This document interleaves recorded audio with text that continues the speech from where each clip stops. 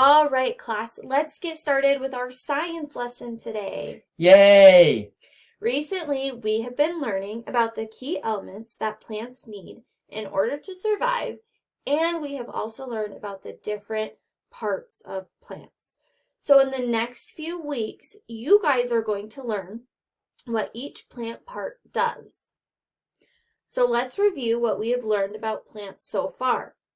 What do plants need in order to survive? Can someone raise their hand and tell me? Yes, Dalton. Plants need nutrients, Good job. That's a big word. air, Mm-hmm. sun, Mm-hmm. water. Good job. Now, tell me one other thing a plant needs in order to survive. Temperature. Good job. And then there's also one other factor that we talked about briefly. I want you to use your super brain strength to tell me what it is. Space to grow. Great work. We are now going to review what plants need in order to survive. We are going to review the parts of the plant. I want you each to name one part of a plant to your elbow partner. When I say go, you're going to turn and talk. Ready? Go.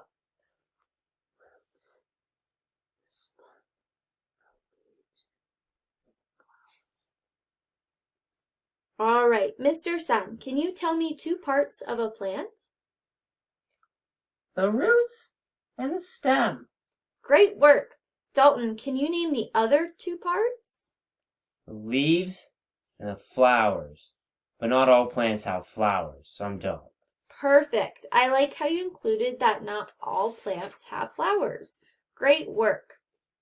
Today we are going to talk about the function of the parts of a plant. I'm going to show you a plant that has been cut and put into water to grow a new one. We call this propagation.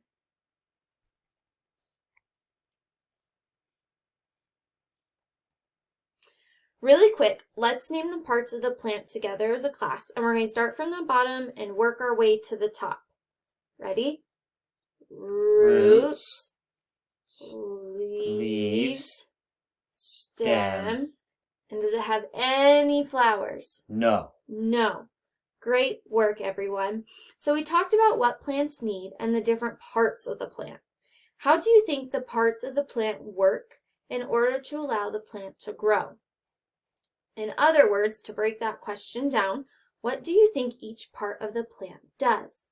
I want you to write your thoughts down in your science journals. Ready, go.